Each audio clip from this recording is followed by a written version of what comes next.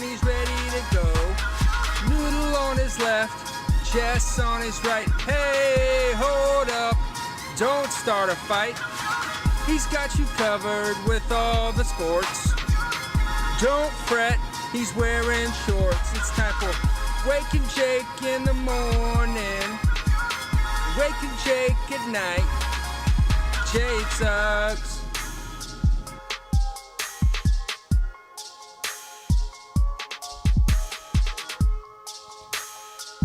Good morning, Bakersfield, California. We're huge in Bakersfield. What is going on? Bakers, good morning. Good morning. Happy Thursday. Or maybe you're listening tomorrow and you're just catching up on some things. Man, last night got late quick, BBD. Baseball hot in the streets. The Trae Young experience continues. I think the Islanders won an overtime game. I saw reactions to that. I have not seen the goal yet. Makes me think it's not a great goal. It was cool. Oh, okay. See, that's hockey. I watched this game on purpose. By accident. BBD hockey? You watched it on purpose by accident. I was in a room with my brother, and he said, should I turn to this? And I said, okay. Okay. I'll allow it. Vandy boys obviously survived Stanford. My Vandy versus Trevor Plouffe's Stanford. We had a couple side bets on that game because that was, that means a lot for us. Guys, we're going to check a few boxes today. For those of you that know, the Thursday app, we've been doing drafts and stuff. We're gonna be doing more of that today. It lined up that we got the Yankee game early, so we're gonna recap some sports, get some thoughts out there. We might have a fun one coming for next week. We'll see. But let's talk some sports. In BBD, here we like to do a game of the night, and for the people, because I know we've had a couple big weeks. Foolish Baseball was on. Did some 90s baseball players. Joe's McFly was on. So you know what I'm doing for the people? I'm doing a double game of the night, and I'm pretty much going to do it live time, BBD, because this is how I experienced last night. We will start in the Bronx. I was mad at myself for not going this game because I had no obligations last night, and I got excited for it. Half happy I didn't because it would have been a late night. It ended up being a late night anyway, so now I'm mad. And I'm wondering if the Jake's Jinx is real. How about Mike King versus the Duff Man, Danny Duffy? His first start back, having a hell of a year. But only 42 bullets in the chamber for him as he's rehabbing. Ryan O'Hearn, he just came back for the Kansas City Royals, if you're into that kind of thing. He hits a ding-dong in the first. 2-0 Royals. Clint Frazier, he ties it up. Big 2-run double, sits under the wall so both runs can score. That is pretty huge. In the 8th, we're tied up at 2. Yankees keep leaving runners on the base paths. It was like nothing I've really ever seen a team do. At one point, they were 0 for 14. I think they were like 1 for 20. Insanity. Carlos Santana, not the guitarist, plays with a different axe. He hits a big home run to make it 3-2. The Yankees needed a hero, and who is it but none other but Senor Avarex, Rugi Odor, with the big 2-run homer to put the Yankees ahead. The season is saved. Here comes Chapman. Oh, my God. Aroldis Chapman walks in the game-tying run after they intentionally walked Santana. That was pretty contested. Right, O'Hearn, the next hitter, a little check swing. It's a perfectly placed bunt. Second run scores. It's 5-4 Royals. Is this it? Are the Yankees dead? The Kraken from underneath it all. Gary Sanchez, he's been so good for the Yankees lately. Game-tying home run. Giancarlo Stanton slaps one to the right side after that. Pinch runner Tyler Wade advances on the ball that gets away. and King Louis V, the return of Luke Voigt. He hits a game-winning walk-off single off the top of the wall. He thought it was gone. Yankees win 6-5. The juices are flowing. The Yankees are back. It's about 10:45, 11. We flip over to the left coast, and the Padres and Dodgers are doing it. The Padres are going for a sweep of the Dodgers. I don't even know who started this game. I actually do, because Bauer was still pitching and so was Musgrove, so that was rude. But how's your Bauer versus Musgrove? Two really good starting pitchers. Musgrove goes 6, 1 earned, 2 runs. Tatis with a throwing error in this one. Trevor Bauer. Used to hear that on the John Boy Media main page a lot. He's 6 innings, 2 earned runs, but he comes in and he gives up one more. Victor Caratini. Talk about a fun name. That just rolls off the tongue. I always want to say it like Bobby Valentino. Victor Caratini. He hits a big home run to make it from 2-2 to 3-2 fathers. But Justin Turner, I thought there was something kind of beautiful that Machado was all over the place. He's diving on the warning track. Tatis is everywhere. And they're both like hot. And then up comes Max Muncy and Justin Turner. Different kind of hot. They tie it up at 3s in the 8th. Trent Grisham, oh no, another RBI walk. We saw too many of those in both of these good games. And then Caratini again, he hits one on the screws. Right field, sack fly. It's 5-3 fathers, but we've got ducks on the pond for the Dodgers. Oh no, line drive right at Manny Machado. They double up the runner off second. Padres sweep the Dodgers in a series they really need. I mean, that was baseball action from 7 p.m. to 2 a.m. last night. And maybe that's why Poppy Gordo's wearing these hater blockers today. Padres win 5-3. Yankees win 6-5. And those are your games of the night. BBD, it was a heck of a sports night last night. I half joke about the aisles, but I know that was pretty cool in the hockey world to force a Game 7. It's potentially the last game in the Coliseum, if I was reading all those tweets right. How are you? How was your sports experience last night? It was a real one. It was a real sports experience. I was in lockstep with you through the Yanks, and I poked my head out a couple times. My brother was flipping to Trey Trey in the other room, so I didn't get enough to really do it. Sure, but I was like Twitter checked into that game, and kind of right after Yanks, I like went out to go like see my brother. He's like, yeah. Hawks won. Trey was good. Just ended. I was like, so I missed that, which is okay. Effing Trey, man. Then we bounced to Dodgers for a little bit, and then my brother's like, I think the hockey game just went to overtime, so we flipped to that. I tweeted that I'm watching hockey on purpose. Nice. I think that's the second time that's ever happened. And then like 2 minutes later, that game was over. So then it was back to Dodgers for a while, and then I went to sleep. So you did the overtime flip. They scored, and pretty much that was pretty much it. That's a good way to do it. What's going on? I see the chat is on fire this morning. Al Atkinson asking me what I think about the big rugby match later. No idea. Mike Talkman show. Big conversation on Yankees Twitter as he has 5 Ks and then a home run. In a 7-run 13th inning for the San Francisco Giants. I'm showing the goal. I see everyone in the chat. Oh, okay, I'm interested. Doctor, give me news. They're sending around the wreck. Oh, it's hung up in the corner. It looks like they'll clear it. They'll have a go. Oh, and they're celebrating. Holy cow. Was it a corner? Was it through some legs? It was like in the corner. I guess I would assume hockey people would call that kind of a careless pass towards the middle because it looked like a fairly easy steal by whoever it is. Sure. I wish I knew any names. Sure. Cizikas. Let's assume it was him. Yeah. And then He made a play. I guess, yeah, whatever. And then he does a cool flick thing.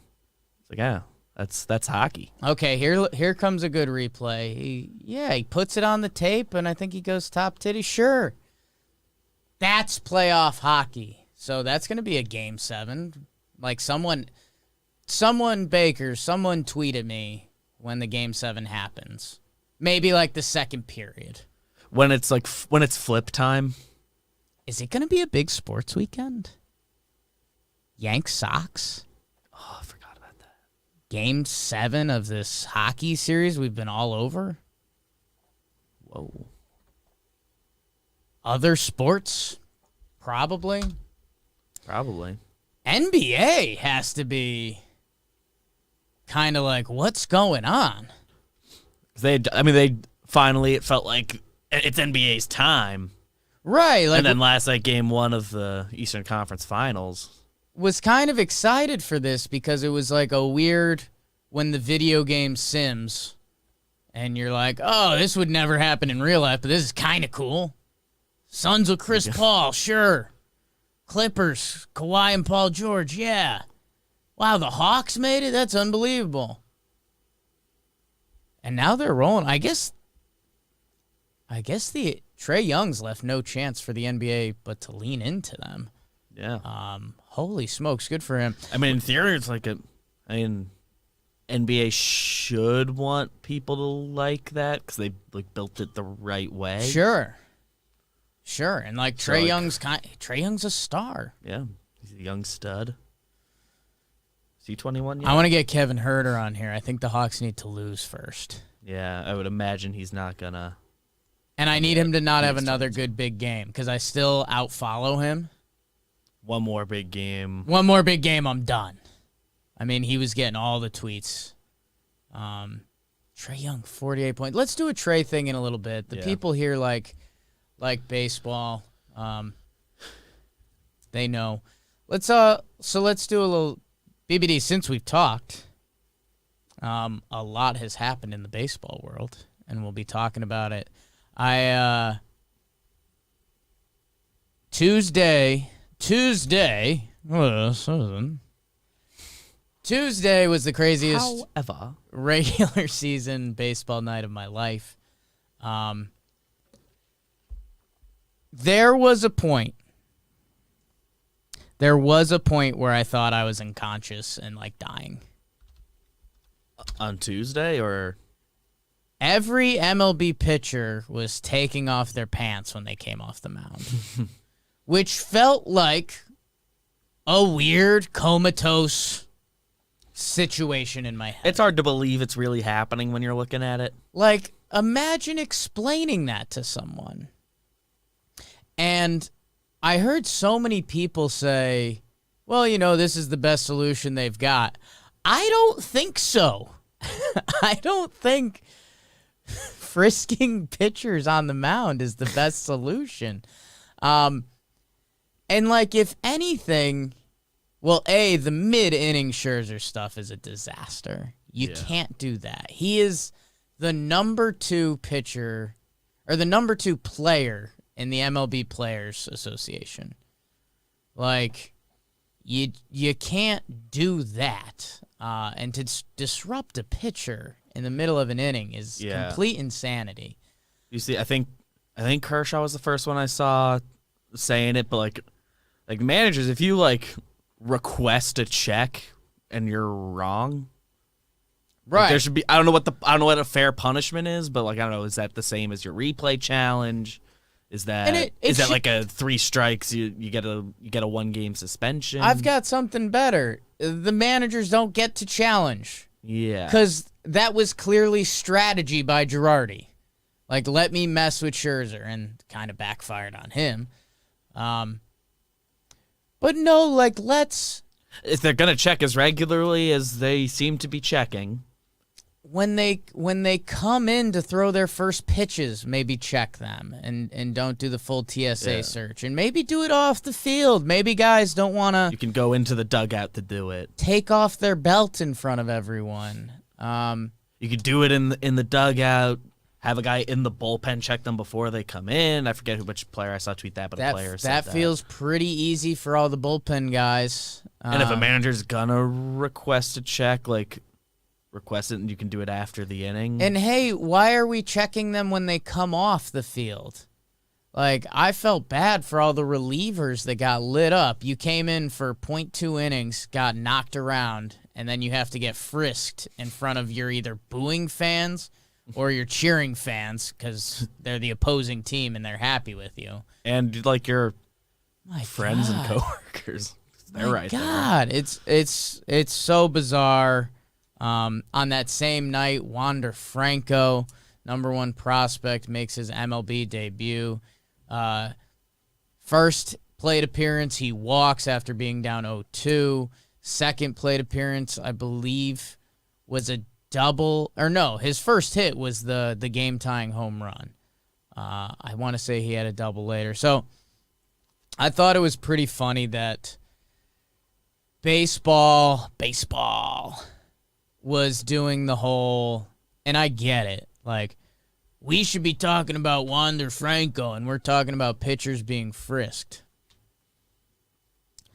I was kind of on the opposite side of this for the Houston stuff because I think a championship was on the line. During the Houston conversation when they were cheating, and it all came out, we did a couple on Talking Baseball, and I think I got receipts on this, but I'm actually contradicting myself, so don't get the receipts, I guess. I said, all in all, the Astros scandal is bad for baseball. Guys are cheating. You had a World Series dictated by a team that was cheating.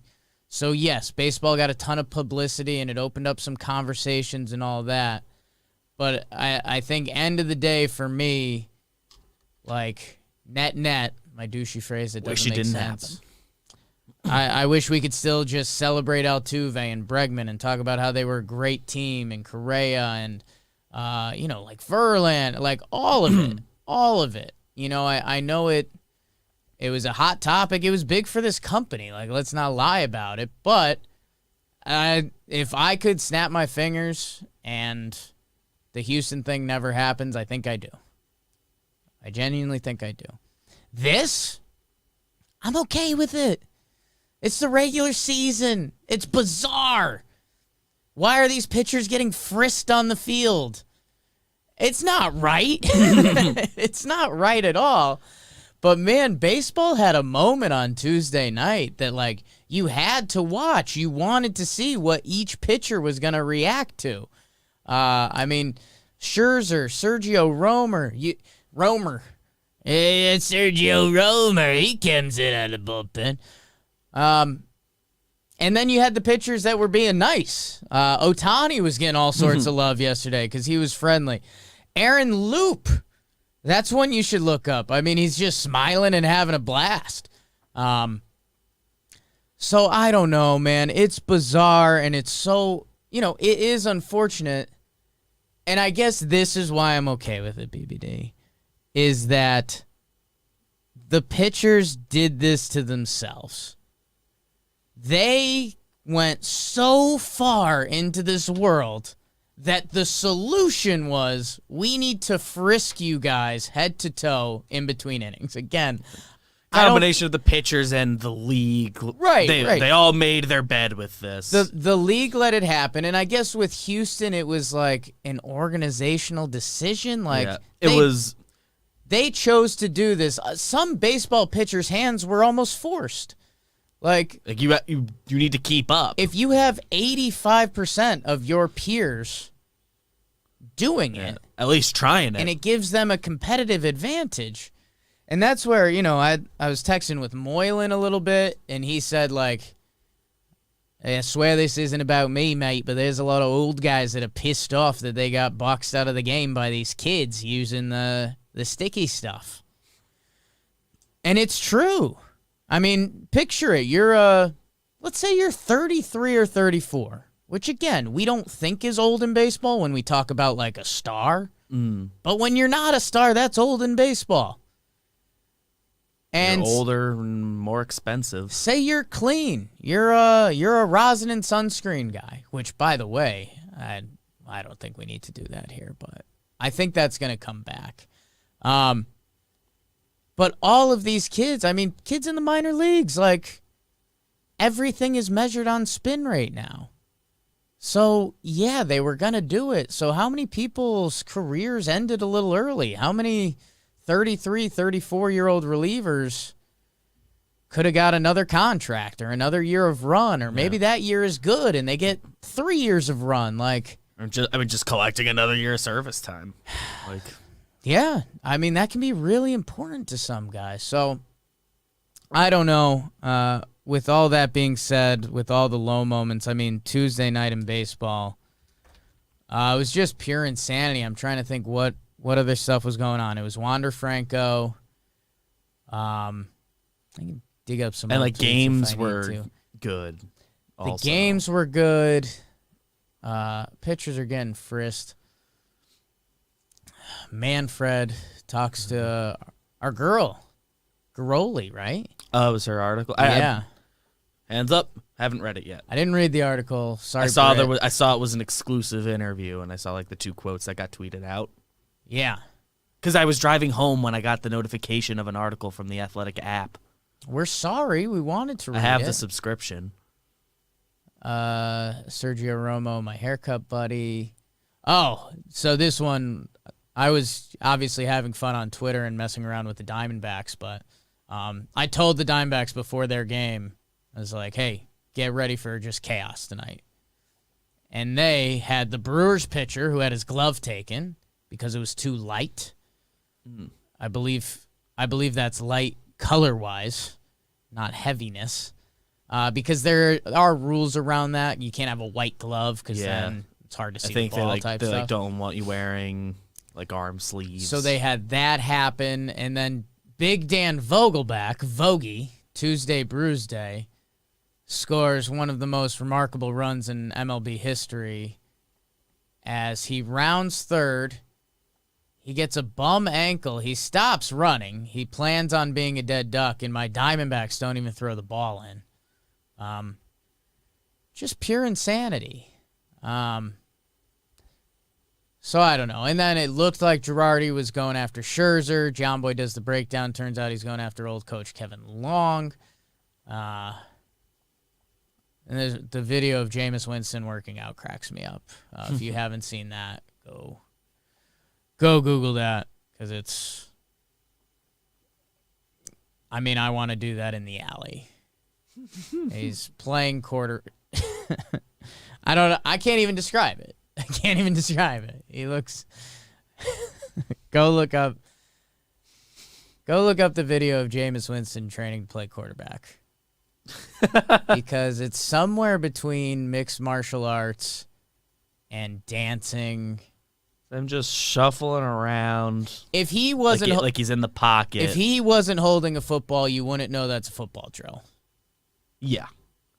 He's trying to do like figure eights around some bags.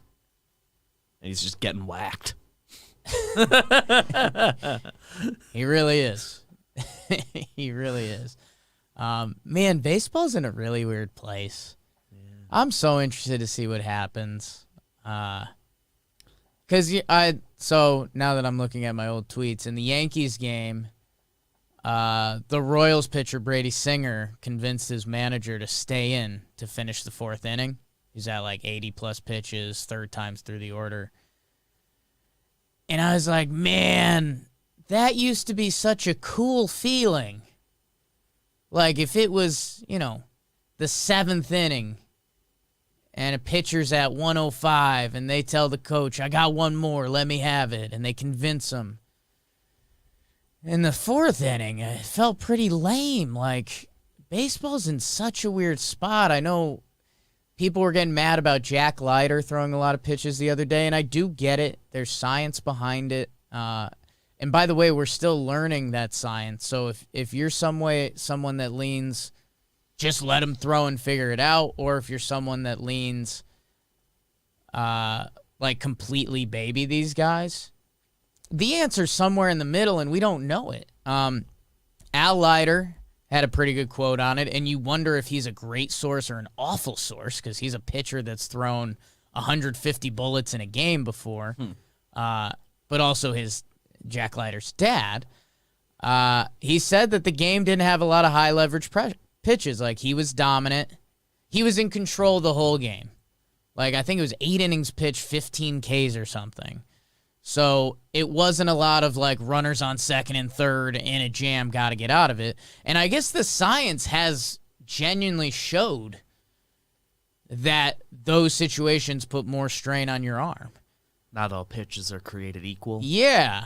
So, and again, I don't know. I just know Keith Law, who he'll be the first to tell you he's the killer of fun or whatever it is.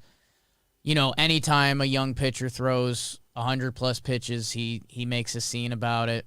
And he's not wrong. Like, it. But the thing is, neither is, like, Al Leiter or the Vandy coaches, because we kind of don't know.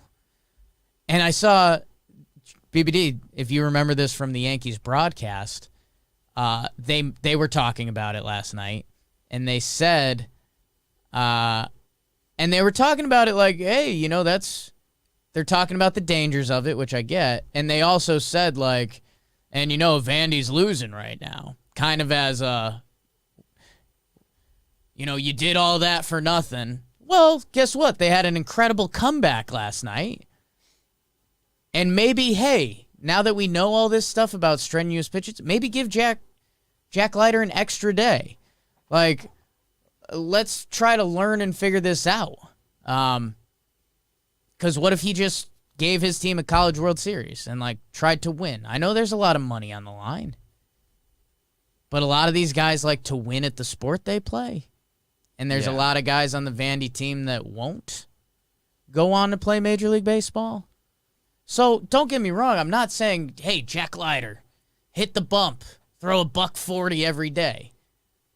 But if he's how old is he? 19, 20? If you're a 19, 20-year-old kid. He very recently turned 21, April. So you have a 21-year-old kid who is a top baseball prospect. Sure, you can't be the coach that just trusts your kid to be like, hey, you give me another? Because any 21-year-old kid in the College World Series is going to say that. But I don't know. It's still tricky. Like, I'm not here saying I have the answer, but I don't know. Vandy moves on. You are at a point where you can do something special. Like, if there's a point, and I guess this is where, in science, I hope baseball science is working on this. I gave my standout performance to Adam Wainwright the other day. And I think, like, 8 of his starts have been 100-plus pitches. He's a 40-year-old man. And so a lot of this ties into, like, comfort with your body. It ties into with your throwing motion. Like, I think every baseball scout throughout time told Chris Sale he was going to get hurt at some point. And he did. But he also had an incredible career up to that. And he might have an incredible career after that. Like, by the time he got hurt, it, like, been paid the science... Yeah, the science is, like, caught up where it's not... So it's not, like, a lock to be a career-altering thing. It's a weird thing that baseball just doesn't have figured out, and I'm sure, you know, people could probably be getting mad at me on both sides on this. Like, babying isn't the full solution. And I think the bigger problem here is, like, everybody's built differently.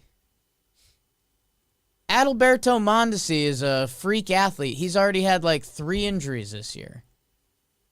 Giancarlo Stanton is labeled injury-prone. He's a literal Adonis. So maybe everyone's different. Maybe everyone's throwing motion is a little different. I know as we've turned up the RPMs on velocity and everything in pitching, maybe that's the reason more guys are getting hurt, because we're pushing our bodies to the limit.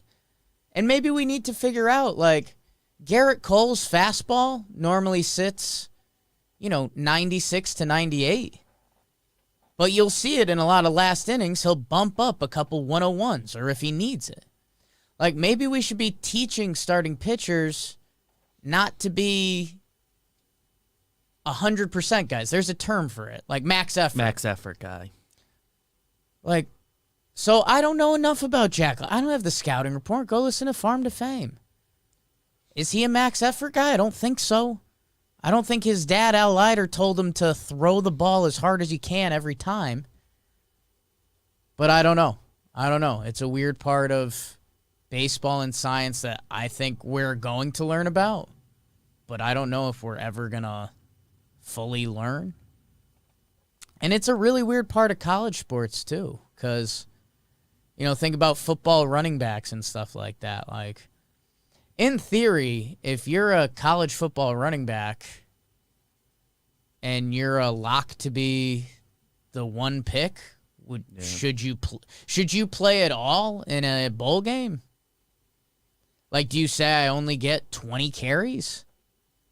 I don't know, man. It gets really tricky because, as I throw Keith Law under the bus a little bit, and I'd love to have a conversation with Keith because I'm sure he knows a lot more than me. But also, like, I don't know where you draw the line. Because, if that running back gets hurt and loses a bunch of millions of dollars, that's life-changing, but I don't know. It's really weird. College athletes have gotten so popular. Hey, maybe let college athletes make money in college, and that's a decent solution? They just had some ruling this week that I haven't fully looked into what it means. I think they're allowed to be, like, given a laptop now. I don't know. I ended up in a weird place on that. But that's not the same as getting money. Adalberto Mondesi got mentioned. Didn't see that coming. There's all of that. I'm sure we'll be talking about a lot of it on Talking Baseball tomorrow.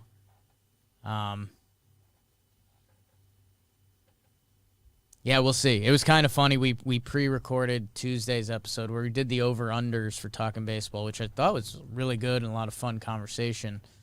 But it was kind of funny. Like, man, last night was so nuts. We could talk about the pitchers being frisked, blah, blah, blah. But that is the great game we play now. Hello, Germ Boy. Okay. Just got laughed at, which is filled with disrespect. Talking baseball with a Jake Sucks post. Stuff moves quick, man. Stuff moves quick. BBD, any Trae Young thoughts you want to get off your chest? He's good. Yeah. I mean, he's now in his third series. I forget who I saw tweeted more or less this exactly. He's in his third playoff series now, and in every series he's played the best of any. He's been the best player on the court, and he's seemed the most poised of any player on the court. Yeah. It's like that's a good combo. I saw you guys chatting about it, and I tried to get involved a little bit. Are NBA people that give takes going to start eating crow on this? Are we calling it a myth or what? Because it's a weird situation. Like, Luka Doncic was preseason MVP favorite. He was about as overwhelming a favorite for MVP as you can get. And then he was nasty. And then I think you and Greg were joking about it, like supporting cast-wise Porzingis and who's the Mavs coach that just stepped down? Rick Carlisle. Carlisle, who's one of the most respected NBA head coaches. I don't know what you do with it, because I get it. Like, Trae Young's slight, and he's going to get torched on defense, but this is what we said about Steph And you do Curry. have to, like, build a team around him a little bit, which the Hawks did. But that's also kind of what you do with a good player. You have to do that with any team. We look at Giannis. In basketball. Like, look at... That's what you do. Yeah, so... when you have a guy that's worth building around, you build around That's him. the plan. Yeah, so I'm not going to fault him for that. I don't know. I guess my question is, like, the NBA streets, are people getting... I feel like people still don't believe in Trae Young. I think because ultimately like Luka might, when all is said and done, be the best player ever. I mean, he's 23, so it feels, or however old he is, so it feels very premature. But like, he's on that kind of trajectory. So Right. He's doing special things. in theory, I mean, they got an extra pick that they use for DeAndre Hunter, who they like having.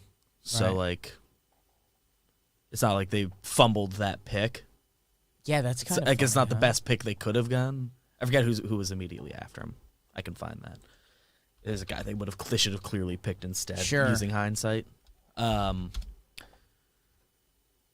If it wasn't for the Luka trade, I don't know. Luka's really good, Yeah, big time. and like the Mavs can still like beat the Hawks there. I think getting Trey's over the pretty hump. good. But Trey's really good. Trey- He's like the only player since like Steph Curry emerged. He's basically been the only guy compared. Like their draft comp was Steph, and now that we're seeing it a little bit, it's not ridiculous. And He does stuff a little different. It's like if Steph played like Harden. And here's the thing for me, we've been all excited about Luka, and rightfully so, because he's nasty. There's times you watch him and it's almost unreal what's happening. But Trae Young, and I've done this on here before, BBD. Last year he averaged 29.6 and 9.3 assists, and we call them dead, empty stats. This year he's averaging 25.3, 9.4 assists, 4 boards, and like, aren't those stats in Luka's world? Like in Luka's realm? Like Luka, 27.7, 8.6 assists, 8 rebounds. So,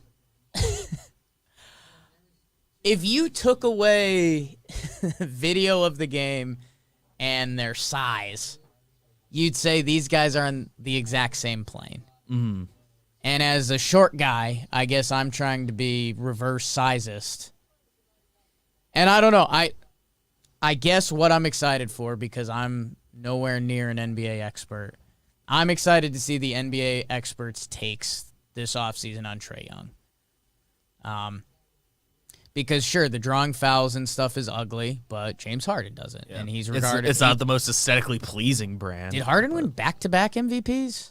I think he just got the one, but like the year Russ finished got second it, or it was whatever. like, well, Harden's numbers were all better, and Right. he finished second. I'm looking at the DeAndre Hunter draft class, and he is really good. Like he's a nice, He's solid. great for his role, Solid. And like looking at the rest of the top 10, I mean, who would you really want over him when you have Trae Young?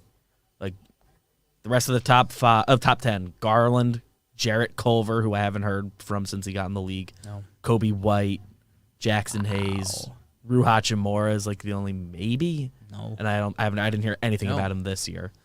And Cam Reddish, who the Hawks got, they'd probably take that pick back. That's love. Like Harrow went 13, but nobody. Right. I don't the like time, blame if Hero anyone for went- missing went that. 10, that would have been a surprise. So yeah, I don't know.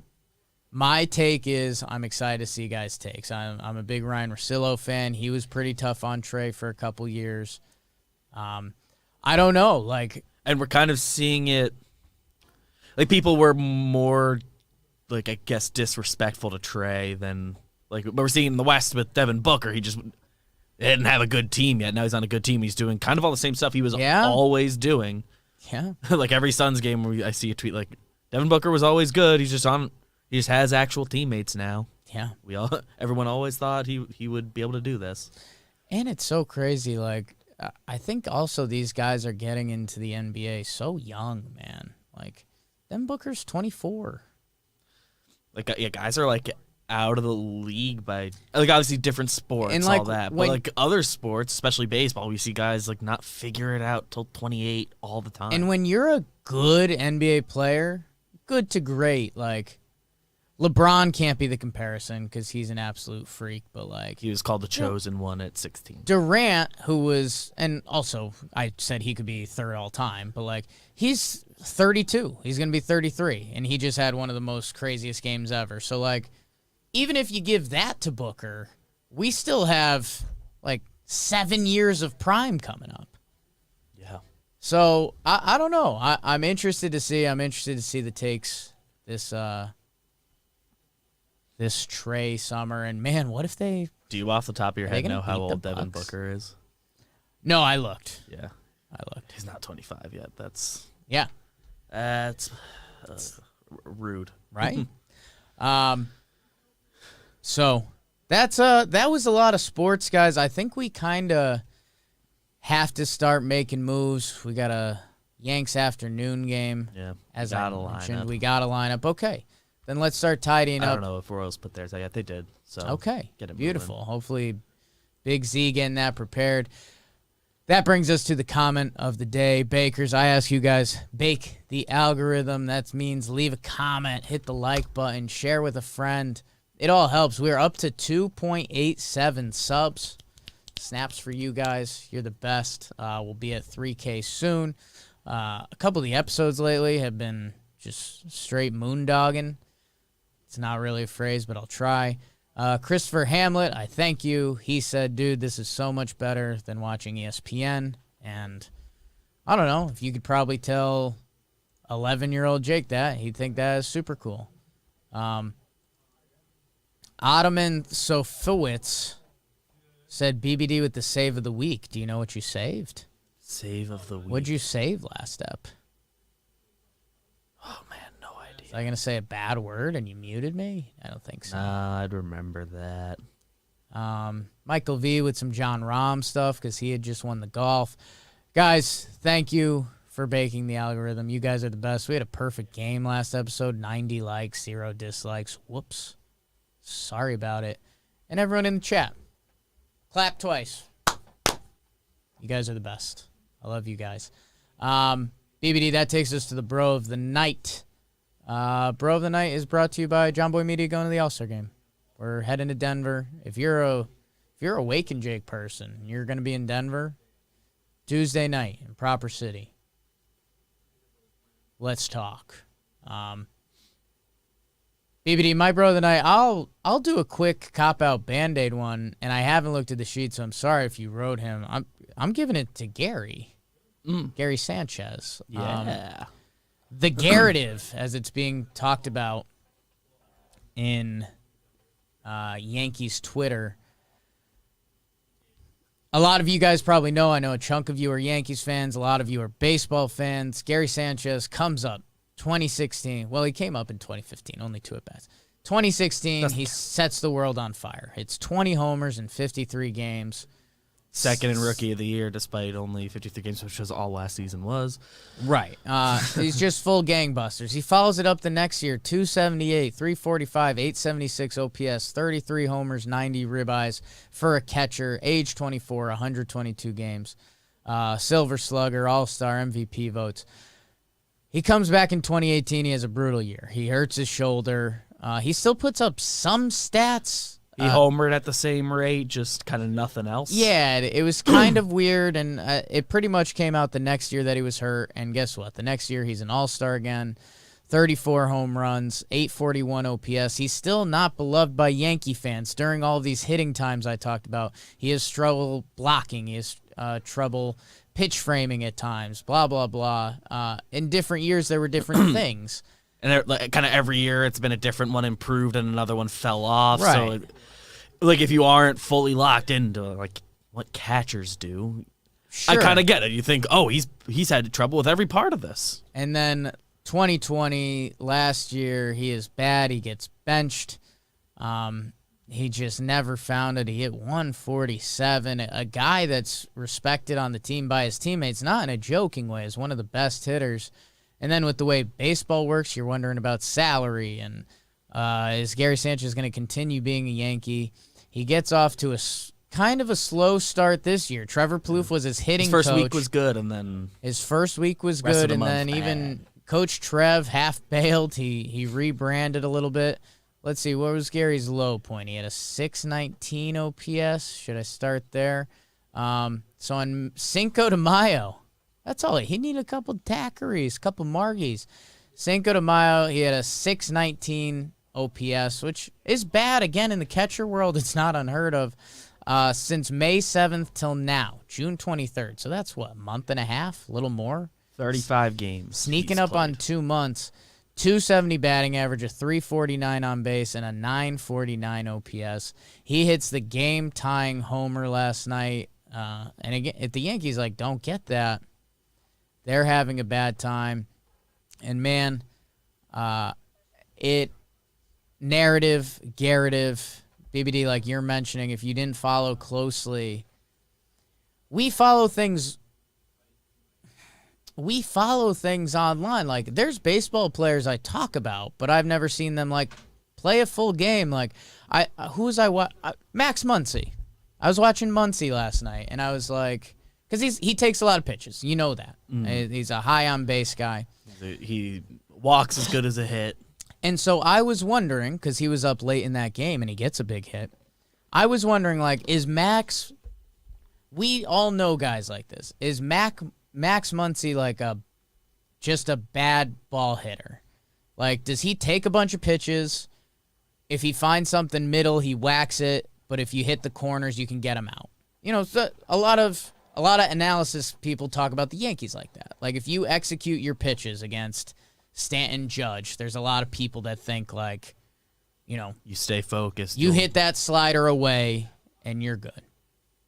And I was like, I have no idea about Max Muncy. Is he going to foul off some good pitches? Is he going to take a ball the other? And, Max Muncy is someone I talk about a lot on Talking Baseball. He's one of the best first basemen in baseball. So that's where, back to the garrative, when people are tweeting and feeling out stuff, then the narrative becomes the story. And so Gary, lazy, and all that stuff, I know us as Yankee fans, we mock it on Yankee Twitter, obviously, but I had a guy come up to me at a couple winter meetings ago, and he said, oh, he's Jeff Francoeur. He's going to be done. He had a hot start. I've seen it before. And you know what? He figures you out. Maybe he's not Jeff Francoeur. Maybe he's one of the best hitting catchers ever up until this point. Because each player is different. You have ups and downs in this game. I'm really happy for Gary. I hope he keeps it going throughout the whole season. He could have downs. That's baseball. He could have down parts of this season. We didn't even know as Yankee fans that we would get this part of the season from Gary. If we're being honest, we've had his back, but not to the point we would have said. Not the same way we did even during last year. Yeah, no, at some point in baseball, you have to be real. But, man, and I've done this a little on here. I've done it on Talking Yanks. Mike Piazza is my best example. He was a horrible defensive catcher, which Gary's not, by the way. Gary has a cannon. Representative. And he's been solid this year. Don't get me wrong. Some of the pass ball stuff was, holy smokes, bad. But we've kind of moved on. No, I'm not trying to convince anyone that's what his game is he's not plus, but people are gonna call me Woke Jake for this, or Wake and Jake. Mike Piazza never called lazy. Gary Sanchez called lazy a ton. Mike Piazza was a terrible defensive catcher. Tell me the difference. It's the garrative. So, Gary Sanchez, thank you, my friend. Yankees fans love you. BBD, your bro of the night. My bro of the night. I'm taking us back to that Suns-Clippers Game 2. The play that kind of... They're getting Chris Paul back. This play ended the series for me. Yeah. It's kind of done. Paul George misses some free throws, and Suns get a couple breaks, and they they get this lob to DeAndre Ayton. 0.9 left. The go-ahead game winner. My bro of the night isn't going to DeAndre Ayton. It's going to Jay Crowder. The pass. Because that pass was perfect. Absolutely perfect. Just it was exactly where Zubac couldn't reach it. Do anything. But Ayton very easily tap in. It was really good. It was funny, man, because they just out of his reach. I think it's good. And again, we got into some NBA rule book stuff there because it's not goaltending on the inbounds, and the reason for that is because the person passing it in can't score. They are by default a passer. So that's where, if your point guard mid-game throws that up, illegal. But from the Theory, out of that bounds can be a play, shot. because that player cannot score, there's no goaltending. It's amazing. Everyone kind of knew that play was coming, and they still couldn't stop it. Devin Booker, a guy who'd been labeled soft in NBA circles, sets a big screen with a banged-up nose. That part was really cool. And then, I think it's just funny, and I wonder if teams have this going forward. Like, because the inbounder can't shoot it, I think the only way to defend that would be have someone kind of stand in front of the rim and, like, jump so you can't put the ball there. Yeah. But the big guys on the Clippers aren't, like, jumping bigs. It was Zubac. It was Boris Diaw. It was, I think they had one other. DeMarcus Cousins was guarding the inbound. Who ain't getting up who, anymore. like, if you have, and I know Taco Fall's not a good example, but if you have John Collins, if you have the power forward that's got hops, I think you put the them longer between guy. the rim and Jump as high as you can. yeah, like, because you can goaltend. Who's essentially got the best vert. You can goaltend, basically, because there's no offensive goaltending. It's not a goaltend so you on could that. defensive goaltend, but they didn't have that guy. So great job by Booker, great job by Crowder, and huge for Ayton, man. And man, Mike Wilbon, one of my favorites. Office getting rowdy, so let's wrap this up. Mike Wilbon, one of my favorites. He was like, "Hey, a lot of people wondering why these Suns are playing better. Guess who's in practice with them every day? Chris fucking Paul. He's taught all of them how to do it. Joe's McFly in the building. He's like, why do you think Ayton's gotten better? Why do you think Booker's gotten better? Why do you think, who is it, Johnson, the three-point shooter? Why do you think he's gotten better? Like, sure, Monty Williams gets some love, and he's a good coach. Bridges. Like, it's Chris Paul. It's Chris Paul, who didn't even play in that game. But they said just, like, practicing with him and learning the game from him. It's like, oh, yeah, veterans have value in sports that can't be measured analytically. How about that? BBD, good bro of the night. Let's wrap it up. The building's hot right now. John Boy Media just saw Joe's McFly pinstripe strong. He's built different. That's just what it is. Compound, new episode of that. Mansplained baseball. JJR yesterday. John Boy called it a top 5 JJR ever. Talking Yanks coming up after the game today. John Boy Jake TV, we're gamers now. Pretty good content there. Sequence, Trevor Plouffe. Talking Nets. Chris Rose rotation. If you're not watching that, you're a fool. For BBD. Farm to Fame. Farm to Fame. Wander Franco. BBD. Myself. Have a good weekend, everyone. Bake the algorithm.